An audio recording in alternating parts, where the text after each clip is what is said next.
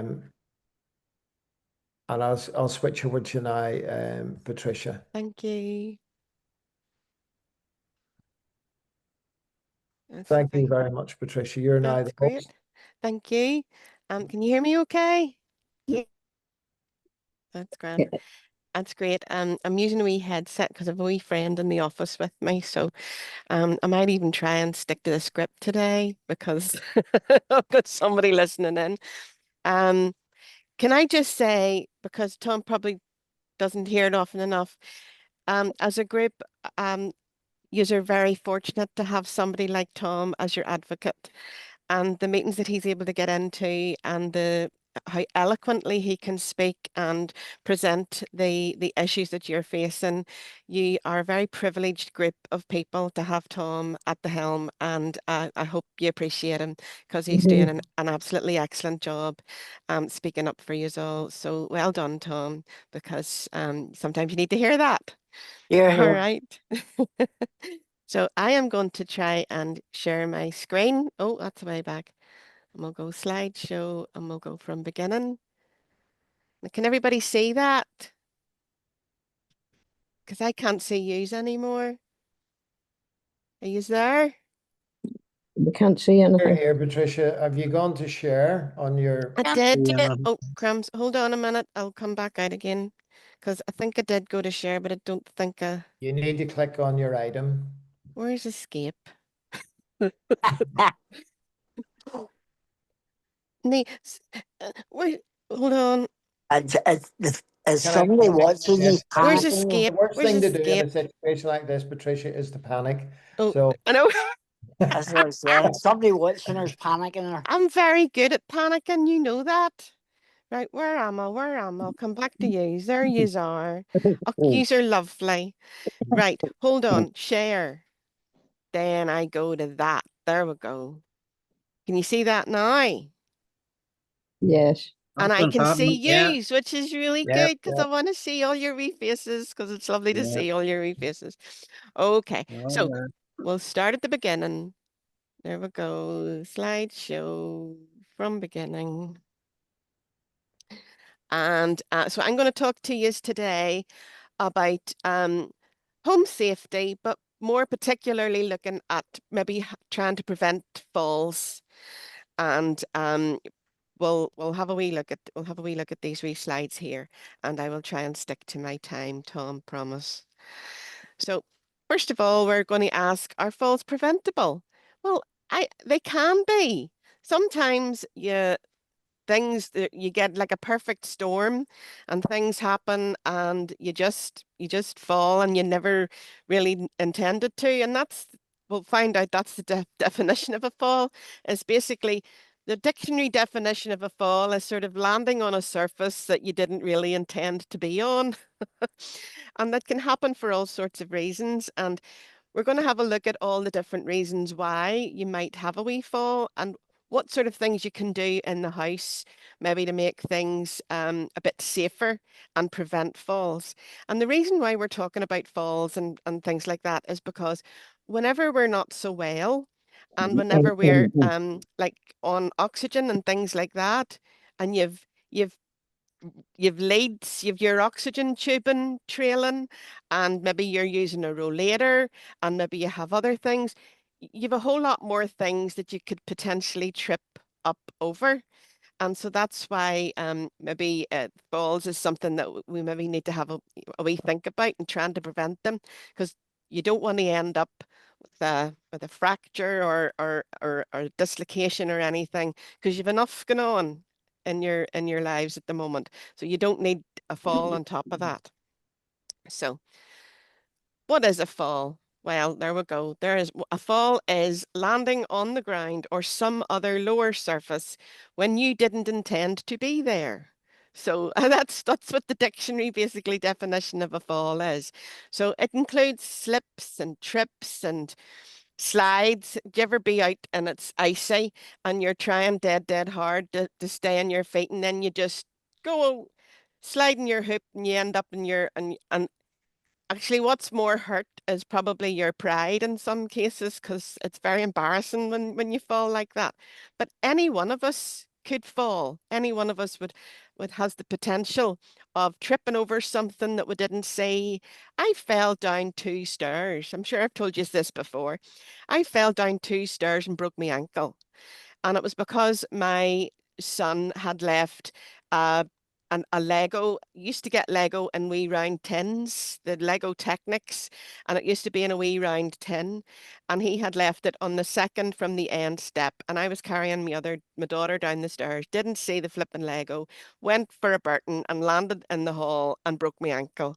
And I landed on a surface when I didn't intend to be there and ended up in the hospital with a flipping plastered ankle. So it can happen to anybody, but there are things that maybe we can do that can help us to prevent falls from happening. And then the other thing is we want to address those people who maybe are limiting what they do because they're afraid of falling. Now, my wee mother-in-law had a fall a couple of years ago. She fell in icy weather and she fell and she broke her wee wrist. And she now has an awful fear of going out the front door and down the 2 steps because she has had a previous fall. And that fear of falling is actually stopping her from doing things that she enjoys doing. It's stopping her getting out the front door, wee front garden, and it's stopping her getting out the front maybe to talk to neighbours and that. So it's actually stopping her from doing what she enjoys doing.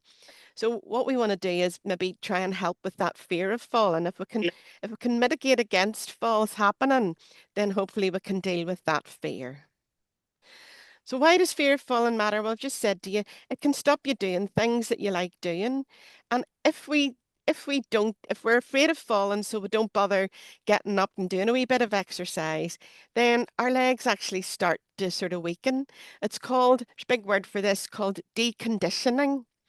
And one of the words that we heard, and this word has become more and more in normal language because of COVID. Because whenever COVID hit, we all sat in the house and we were hardly even able to go outside. You're allowed to go outside for a walk, do you remember? For so many, like 15 minutes or something, you were allowed to go out for a walk. And the whole nation basically became deconditioned because we were sitting about all day watching Netflix because we weren't able to go out and do all the normal things that we do. So when we don't move, when we sit all the time and when we don't move, maybe because we're afraid of falling, we actually make things worse because our muscles start to weaken. And then it means when you do get up, you're more likely to fall because your muscles aren't as strong as they used to be. So inactivity can actually lead to falls. And you know, if you're sitting on your own, it can make you feel very alone.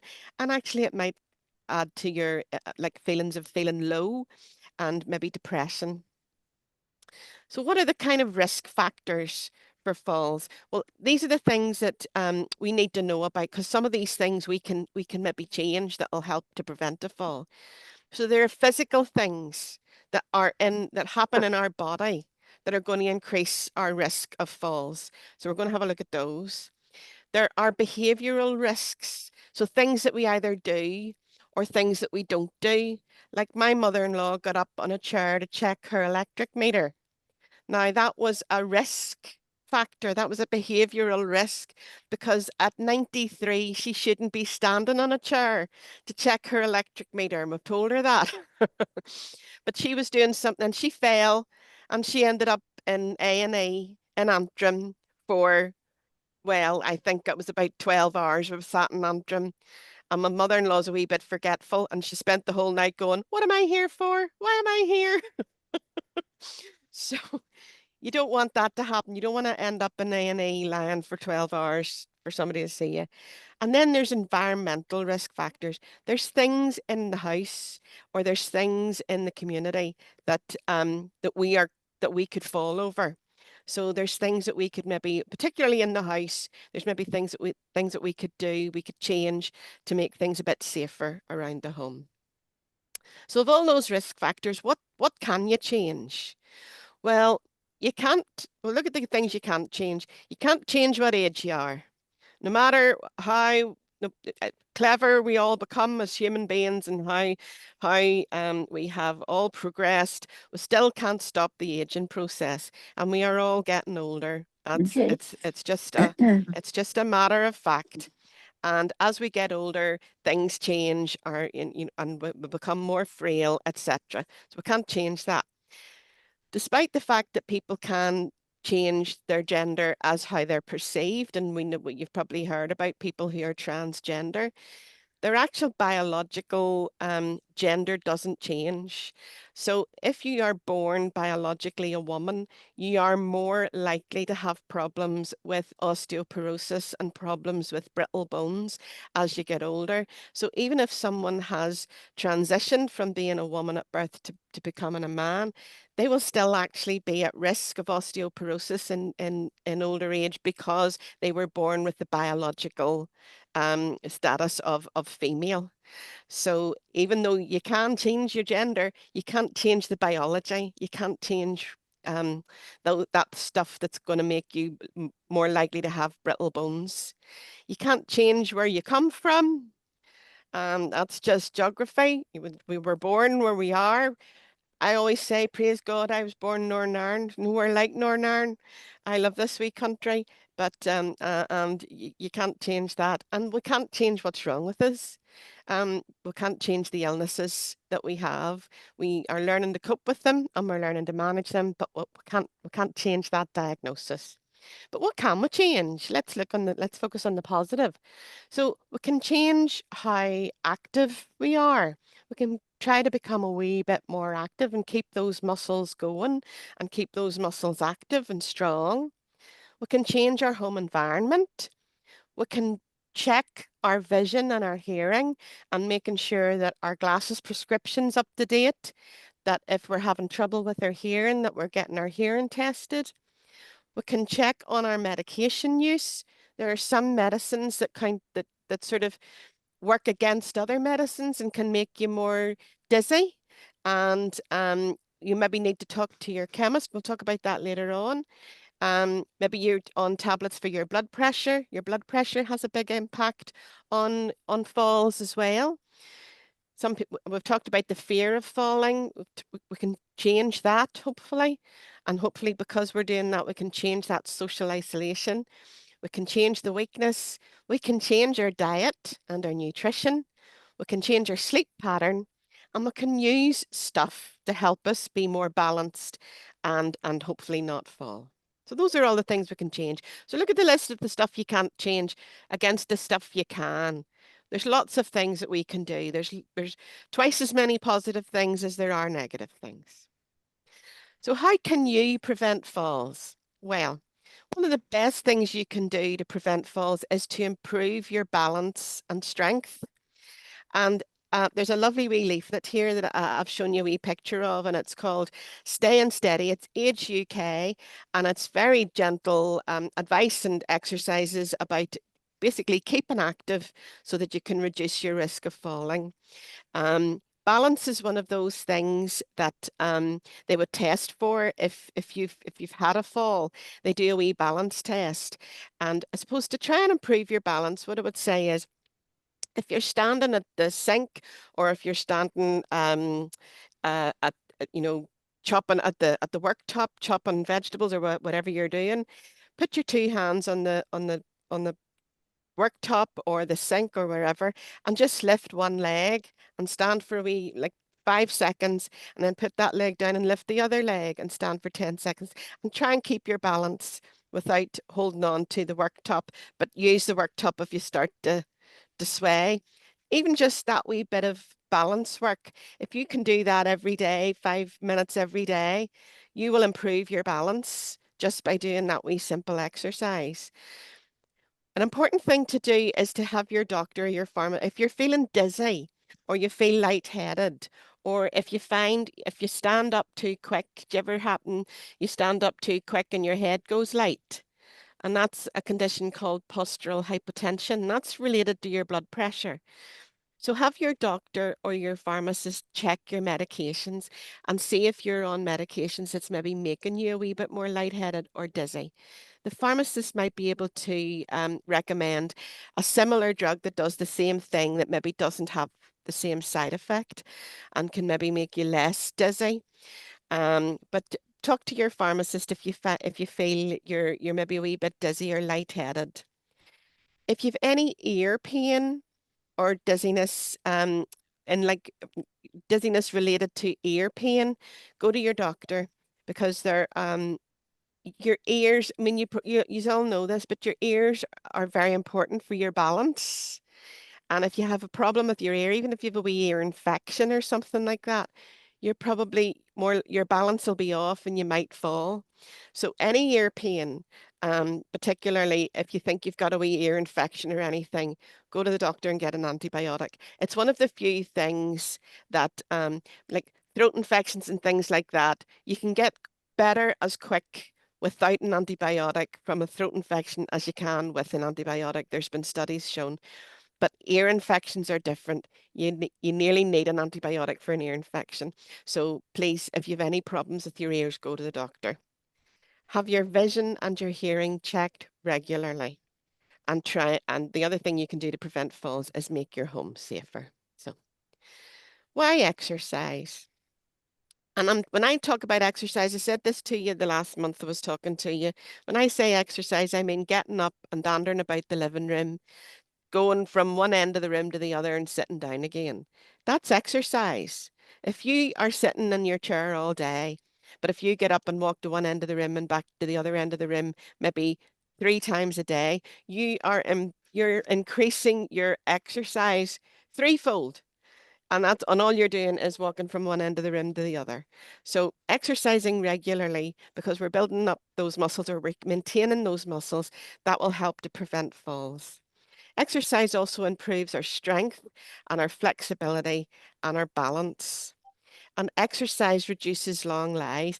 Long lies is a term that the paramedics would use when they're coming out to lift people off the floor who have maybe fallen over and they've had to lie on the floor for, you hear about these people that lie on the floor for like 8 hours and then the ambulance goes to pick them up. Well, if you have been trying to keep your muscles as maintained as possible, it's less likely that you're going to have a long lie because you'll maybe be able to get yourself up after a trip or a fall. It reduces the risk of hip fractures, or it can. There's a wee query there because there's not enough evidence to say, but there's thoughts that it does help to reduce the risk of hip fractures. Improves your quality of life, improves bone density. And ladies, particularly, we need to be concerned about our bone density because after menopause, we are more likely to, we're not metabolizing calcium the same. And calcium is one of those things that's important for our bones. And and after menopause, we don't process the calcium just as well. So it means we're more likely to develop things like osteoporosis. So actually exercising will help to improve our bone density. It helps to reduce fear and it helps to reduce institutionalization doesn't just mean being in a hospital ward or being in an institution. We can be institutionalized in our own house because we can sit all day in the one place and not do anything outside of our house. And that basically that we are self-institutionalized. So exercises. In a couple of weeks or in a couple of months, I'm going to be talking a wee bit more about exercise and diet, but just some exercise recommendations. Don't be joining the gym and going down and getting the man to do circuits with you and getting your personal trainer and all the rest of it. Don't be doing that. Talk to your doctor before you start any kind of exercise program, and maybe begin with a physio or a falls prevention class, and maybe like seated exercise programs and things like that. Make sure that or Pilates is really good, but make sure that the classes are for your age and your ability if you're going to go. But as I say, you might just walk up and down the living room once or twice of a morning and once or twice of an afternoon will do you just as much good. But the important thing is to stick with it. And then home safety. These are I'll maybe see if I can get Tom to get copies of these, but these are wee leaflets that are really, really useful. again, both from Age UK, and basically looking at the home and how you can make things a wee bit safer around your home and how you can adapt your home to make it safer. So you it will help you to identify and then eliminate hazards in your home. And you can look at these wee leaflets, or if you felt you maybe need a wee bit of equipment to help you, you can ask your GP to refer you to the community OT, and she'll be able to help you with any safety issues and solutions. There's an awful lot of information on here, but I just want to go through these things with you. These are wee leaflets that we would give out to our patients who maybe are worried about falls. And they're just wee safety tips. And I can send copies of these to Tom, if you remind me. You know what I'm like, I'll forget, but if you remind me, I can send these wee leaflets. So the first wee one there is safety tips to prevent falls at home. So things you need to do in the house to try and prevent yourself from having a fall is removing anything that you can see um, automatically that could cause a trip or a fall. So things like clutter, like my wee boy leaving the Lego on the stairs, or anybody leaving anything on the stairs. Don't be leaving anything on the stairs. Removing clutter. Rugs, do you know the way you've got a beautiful rug in the middle of your carpet because it looks nice, but it's curling up maybe at the edge a wee bit? Well, that if you mind my words, you'll end up tripping over that if it's starting to curl up a wee bit. So you're better off not having a rug on your floor, or if you do have a rug, as low pile and with those sticky things you can get to keep your mat stuck to the woodwork, to the wood. If you've wooden floors, make sure you have those and make sure they're well fitting, and go right up to the edge of the mat so that they stick the whole mat to the surface. Make sure that you've got your furniture arranged so that you've got a clear walkway and you're not having to clamber over things or bump into things with your walking aid if you have one. Make sure your carpet or your lino is well fitted, particularly on the stairs. Making sure your home's well lit so that you can see any hazards. So what I always say to people is, if you've a tendency to maybe feel you need to go to the bathroom in the middle of the night, I would leave a wee night light on in the hall, or leave the hall light on. So it means that you're not having to footer about and try and find where the light switch is when you're going into the hall. But if you even keep a wee night light in the hall, there'll be enough light for you to be able to see to turn your light on. But whenever you're just walking up and downstairs, make sure your stairs are the most important place to make sure you've got really good lighting so that you can see. And also at your front door and your back door for during the winter, and that having a well lit, if you have a wee light that comes on maybe when you're walking up the path. Do you know those wee security lights? You can get them in the likes of B&Q. So when you're coming up your path, the light comes on and you can see what your path's like, and you can see any obstacles or particularly at this time of year, leaves and things that might be lying about the ground that you could slip on. So if you have a wee security light that comes on front or back, then that'll be very helpful. Never ever leave anything lying on the stairs, and go by my example, because as I say, I ended up breaking my ankle because my wee boy left Lego on the stairs. And if you struggle with the stairs, you can talk to your OT about maybe getting another rail fitted so that you've a rail on either side, because that'll improve your balance going up and down the stairs. Always having a non-slip mat in the bath or the shower. A lot of the baths come now with like a non-slip surface, and that's good. But what you find is, if you've had them for any length of time, that non-slippy surface can wear off. So maybe you need to think about a wee bath mat there as well. If there's any spills, make sure you clean them up as soon as you notice them, and wearing the right footwear. And ladies, sorry to pick on yous, but see these slippers that we'll wear that are like backless, and you're flip-flopping about in your slippers. they're not good for your balance. They're not good for your grip when you're walking about. So it's not great. You need a well-fitting slipper to get about the house, and avoid high heels. Like we tell you, I've never worn high heels in my life. I couldn't actually walk in a high heel. And don't wear, ladies, try not to wear things that are too long. I'm thinking particularly night dresses and dressing gowns. And it's not necessarily the dressing gown. Sometimes it's the belt on the dressing gown that is maybe not put on right, and then you end up tripping over the belt of the dressing gown. So those are just wee handy hints and tips to try and make things a wee bit safer in the house. And then outside the house, make sure the path's in good repair.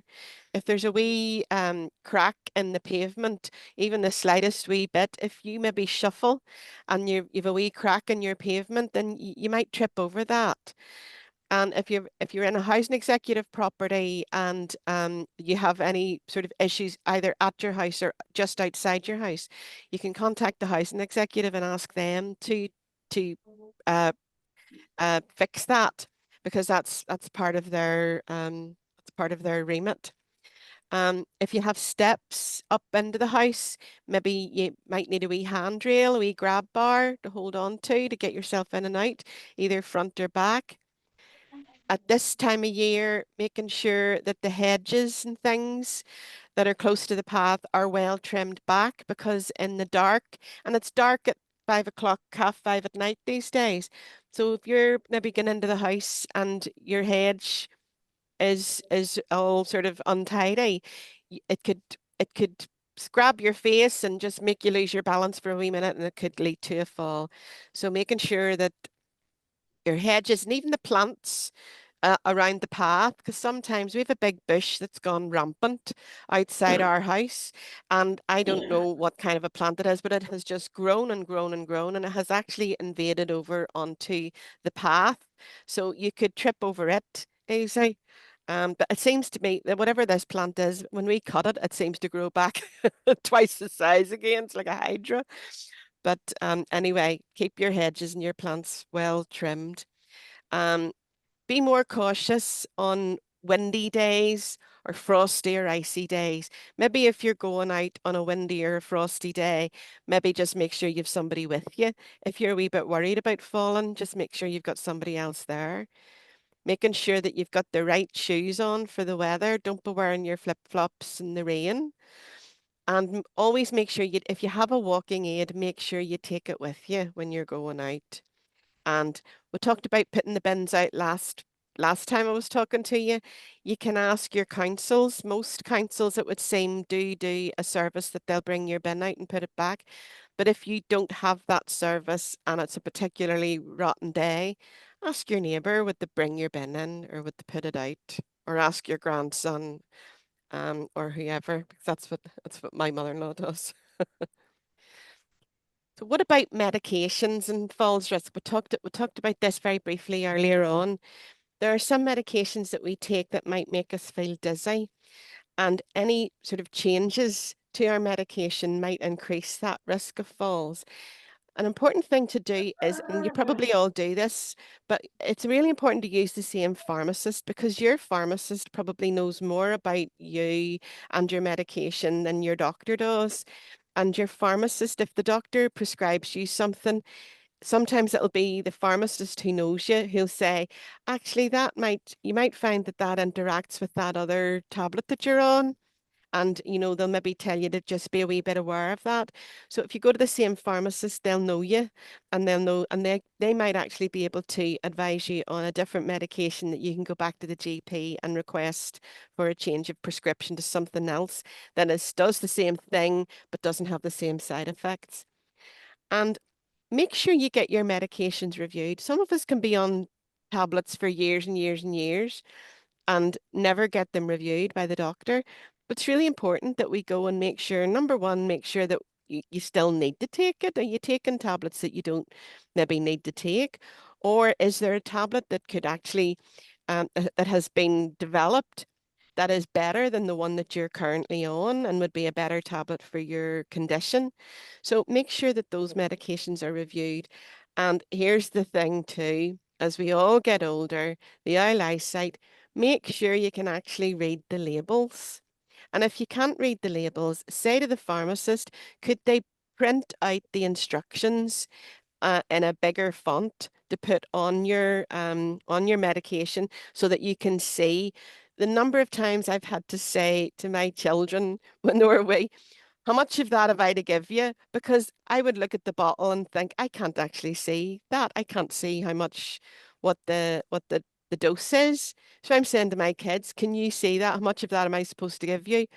If you can't read your labels yourself, ask the pharmacist to print them. All they do is set their printer a wee bit bigger and print that label that goes on your tablets a wee bit bigger so you can see what it says. Okay. And then vision and falls risk. We're just talking about that. After you're 50, you should really probably have an annual eye check. And if you're wearing very focal glasses, they can distort your vision and increase your risk of falls. And I think I've told you before about a wee man that I knew, and I knew a man that lived in a house with a swimming pool in his back garden. And there was a wee man that was coming. There was a wee, he had like a wee hall in his back garden where you could have like gatherings and things. So this man was coming into this man's hall for the gathering that evening, but he'd just got new bifocals and he was walking past the swimming pool and he couldn't see what he was doing because he had the bifocals on and he fell into the swimming pool. And this man was about 6'4". And when he arrived for the gathering, he was wearing the wee man's trousers, whose house it was, and the wee man whose trousers, whose house it was about 5'6". So the trousers were like, they were like long shorts on this poor man. Honestly, I'm terrible. I still remember that. I could only have been about 18 when this happened, but it still makes me laugh when I think about it. But like the only reason that man fell is because he got new bifocals and he wasn't used to them. So if you get new prescription in your glasses or you get new varifocals or whatever, make sure you're well used to them before you venture out into places that you're not sure of or you haven't been before. Like people's back gardens that have swimming pools in them. And also making sure that if you've any problems with your vision or eyesight, the likes of cataracts and things like that, make sure you get them sorted out and you get them removed. Okay. And visit your optician regularly. And I'm not advertising Mackey's in particular. It's just that we have this leaflet, but lots of the opticians now will provide a service where they'll actually come to your home. And actually Specsavers are advertising at the moment. They have an advert that they'll say, I don't go to Specsavers because Specsavers comes to them. So if you meet certain criteria, then the opticians will come out to your house and do your vision test in your own home. We talked about balance, and hearing plays a big important part in keeping our balance. If you have hearing aids, make sure that you are being regularly monitored. And if you feel that your hearing isn't as good as it was, you can go to any of the places that do, like Boots, Specsavers, all those places will do a free hearing test. And then you go back and then they offer to sell you hearing aids that cost thousands and thousands and thousands. But you can go and actually get the hearing test for free, and you're under no obligation to buy their hearing aids. And you can maybe, if you get the hearing test and they say you have a problem with your hearing, speak to your GP and get a referral to the NHS audiology department, and then you'll get your hearing aids on the National Health. But you can go to the likes of Boots if it's handier and things like that and quicker. You can go to Boots and get your hearing tested. My husband has just had his hearing tested because I've been telling him for years that he doesn't listen to me. And now he's got hearing aids, and now he's threatening to take the hearing aids out and not bother putting them in because now he can't hear me. And he doesn't have that excuse anymore. be careful if you have vertigo or you have any sort of signs or symptoms of vertigo. That's obviously vertigo is one of those conditions that will that really affects your balance. So if you feel you are you suffer from this, please go to the doctor, and they will treat you for that. But even if you have vertigo, being slowing your movements and taking your time is one of those things that's going to help. So any sort of sudden movements or sharp movements, it's will exacerbate your symptoms of vertigo. But if you take things very slowly, hopefully that can try and help. All right. Putting your best foot forward. It's really important that you look after your feet. And I think as we get older, we realize how important it is to look after our feet, making sure that we keep our toenails nice and short and well trimmed, and any other sort of warts or corns or bunions and things like that we're getting treated for them, because any sort of pain or discomfort in your feet is going to affect your balance and is going to affect your gait, how you walk, the mechanics of your walking, and could potentially actually contribute to you having a trip or a fall. So it's really important. You know, sometimes if your toenails get too long, it's sore and they hurt the inside of your foot, and that could actually contribute to you tripping or falling. So it's really important that you care for your feet. If you can't cut your own toenails, speak to your GP and ask for a referral to the podiatrist, and the podiatrist will cut your nails. And they're usually through the National Health. You can get private ones as well. Really important that you should wear a low heel and a slip-resistant sole, both inside and outside the house. So wearing flat, completely flat shoes isn't the best thing. You need a wee bit of an arch for your insole. So you need to have either a low heel or a nice contour on your slipper. But the most important thing is your slip resistant soles, and no flip flops and no mules. I have a colleague, and her daddy is in his 80s, and I still see him walking up and down the shore road here, and this is like now, not even in the summer, yes, but even now, he'll be walking up and down the shore road in his flip flops and his shorts, and I don't know how he does it, but that's him. Try to avoid walking indoors barefoot or in your sock soles or your stocking soles, my granny used to say. And another heed my warning. My daughter, when she was 16 and just about to do her GCSEs, was running in the kitchen in her sock soles, and she slipped and she fell and she broke her arm. And this was just before she was meant to do her GCSEs. So she ended up having to get all sorts of special conditions and all the rest of it. And like, she was only 16, but she did what your granny told you not to do, which was running in your stocking soles. And sorry, ladies and cowboys, wearing heels indoor or outdoors will increase your risk of falls, because your big heels and your cowboy boots, men, we're going to have to trade them in for a slightly lower version. There we go.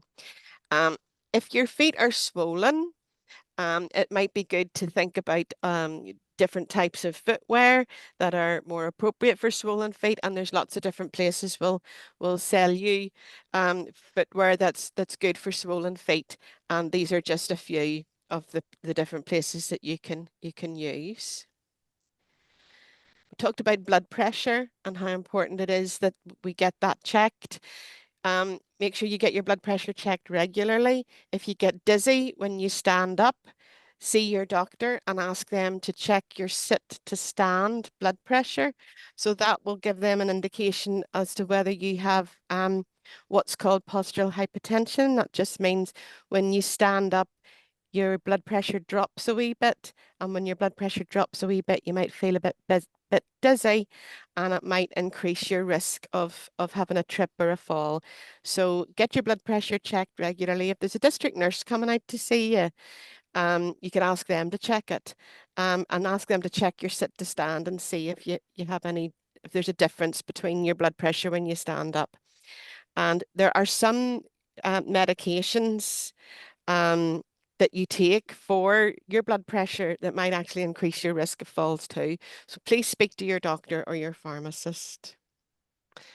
Some of us, our memory's not great, and we maybe have problems. And if we're not thinking straight, or if we're a wee bit confused, that can actually contribute to a fall as well.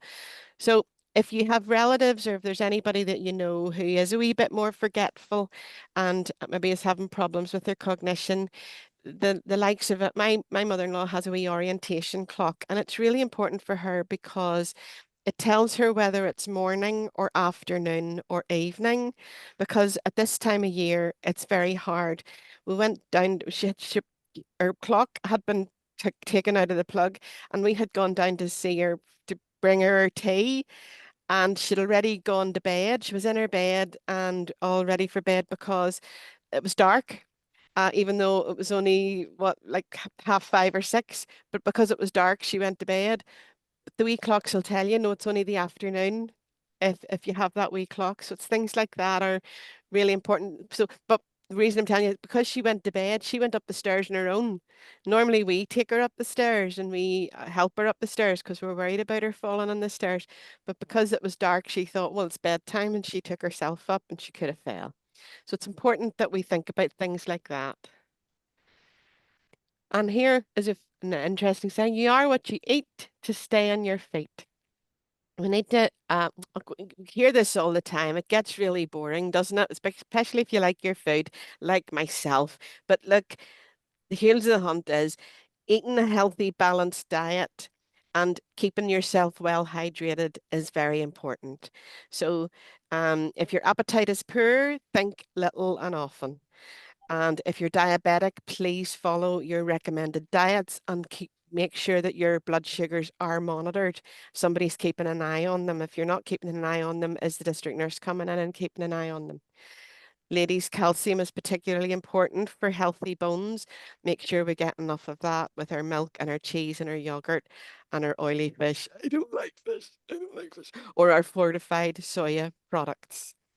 And vitamin D is really important for bone health. And vitamin D is one of those things that probably everybody in Northern Ireland is lacking, because you get vitamin D from the sun and from sunshine, and we don't really see a lot of it. But even 20 minutes outside, not even if it's not really, really sunny, 20 minutes outside, even getting a breath of air around you will actually increase your vitamin D, and that will help with your bone health. And there's your eat well plate. We all know this, don't we? We're only supposed to eat a quarter protein and a half. This has changed because I heard a woman the other day talk about this. You're supposed to eat a quarter protein, a quarter starch. So that's like your potato and your bread and your rice and your pasta. Your protein would be your meat and your chicken and your cheese and your vegan alternatives, and then half your diet should be made up of fruit and vegetables. So that's what they say now. And then here's a wee picture. Look at this poor wee woman. This wee woman has had a fall. And this is a wee instructional leaflet to show you how to get up from a fall.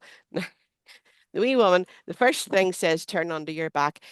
I always think it's funny because I think that wee woman didn't land like that. That wee woman landed in all sorts of shapes, but she turns onto her back, and then you see that next wee picture, she rolls onto her side, and then she uses her hands to push herself up, and then she uses something stable, like a piece of furniture, to get herself up onto her knees, and she puts her strongest leg up first, and then she stands up and she turns very slowly and sits down.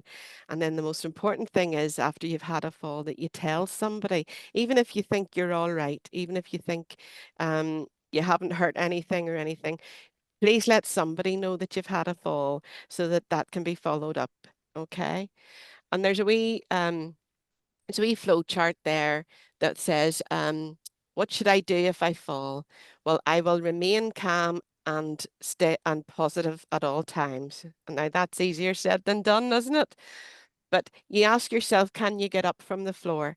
And if you think, yes, look, I've had a wee trip, I've landed on the floor, but I'm all right, I haven't heard anything, and the answer is yes, then you follow what this wee woman's doing and you very slowly and very carefully get yourself up off the floor. But if you can't, and God forbid this should happen, but if you can't get up off the floor, then stay where you are and try and get help. If you've one of them wee call bells, one of those wee pendants that hangs around your neck or the wee thing on your wrist, you can press your wee button. Or if there's nobody about, you can shout and yell and hope that maybe somebody that's passing will hear you. You could try and reach your phone or try and crawl to somewhere where you will be able to be heard, but try and get somebody's attention. But when you've done that, then try and conserve your energy and lie until help arrives.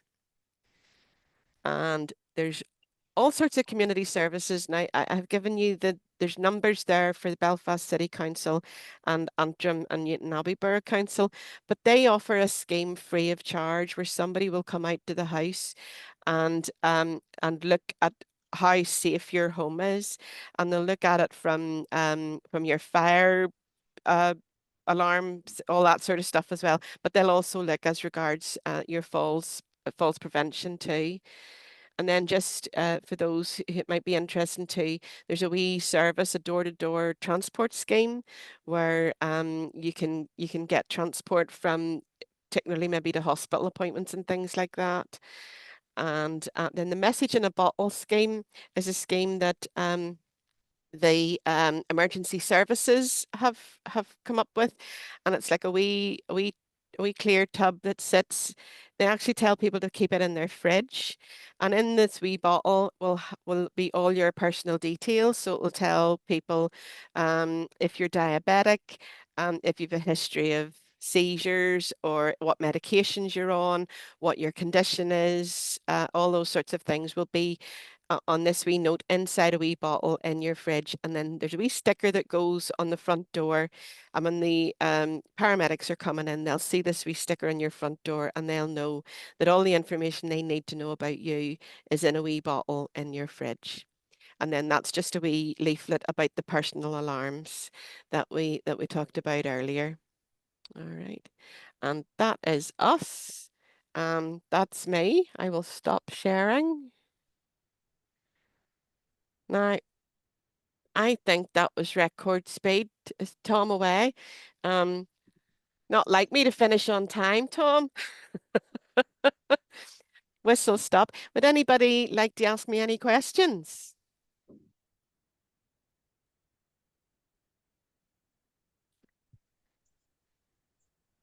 Trish, you mentioned the message in the bottle. I know Yes. what it is, but there may be people on here that's not too sure what it is and where you can get it from. Yes.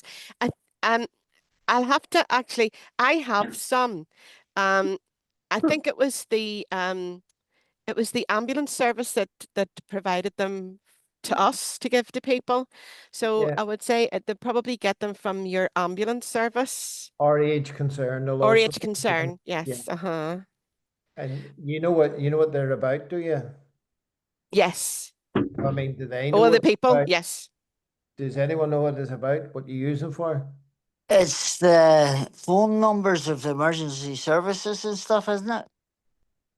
And where would you keep the bottle? Where would And you put somewhere where in basically the yeah. kitchen or somewhere. In the Somewhere where fridge. you. I think what I'll do is That's right. I'll put a wee refresher on for you. So I'll show Yeah. you what I mean, Yes. what it says and how you use them. I'll put it on the WhatsApp groups. Mm-hmm. It's probably a year or so since I've done that. And Yeah. you know how to use it. If you're They're in trouble at home, you find the ambulance service will go and look for it. You put generally in your fridge and they'll find it. You can notify it where it is, but I'll go through what to do about it and I'll show you what they're like if you want to use one. Brilliant. Those are really, really useful, particularly if you're living on your own and God forbid something happens and you're not maybe fit to tell the ambulance men all your details, then they'll be able to access all that information from the wee bottle in your fridge. So they're really useful to have. The leaflets that she's The leaflets as well, the safety leaflets. Yeah, I have Yes. been. I've been sitting at the back keeping the dogs. We've got next door's neighbour's dog in with us, so Oh, kind of sitting on the two of them to keep them quiet while you were oh, on. flip. That's a queer job. Yeah, yeah. Oh, So- I was just saying, my wee dog, I have two dogs as well, but I have a wee dog, the younger one, and he has been tortured this last couple of nights with the fireworks. Mm, And he has, dear love him, he has just been throwing rings around him, and it's pure nerves, yes. dear love him. So yes, if I was doing this from home, my dogs would be in the camera as well. Yeah. Yeah. They'd be on my under my arm or and up in my face. So yeah, well done. I'm part of the planning committee for the patient conference in Brussels next year, Mhm. and we were on a Zoom meeting last week just discussing getting the medical professionals, etc., that and setting the sequence of events and speakers and all that sort of stuff. And our Fleur come into the when I was talking, she came in with a rugby ball in her mouth and sat down beside me. And as I spoke, each word I spoke, she squeaked the ball against the wall. So I had to say, look, folks, first of all, I'd said, can you just make sure Fleur doesn't come into this meeting because it's quite important. And then the next thing, Fleur's in the room, of course. So I was back and says, would you just keep her in the front room? She's in squeaking her ball on my leg while I'm trying to talk. Went back in again, and by the time I went in, somebody else was speaking, so I was listening to what they had to say. And then lo and behold, as soon as I opened my mouth again, she There come she is. and she was in sequence with me as I spoke. It was like as if to say, "You're, just shut up, Dan, come in here." Yeah, excuse me. She's saying, So yeah, I need you to play with me. three times, Patricia, that the dog minder Oh had dear, Una, had you're expelled sacked. once again. Oh dear. Well, listen, is there any other questions, or if not, I'll head on. No, I really appreciate that, Patricia. Thanks very much. I'm No going worries. if I take the call back off you, Patricia, Brilliant. Thank you. I can then I can stop the recording. That's great.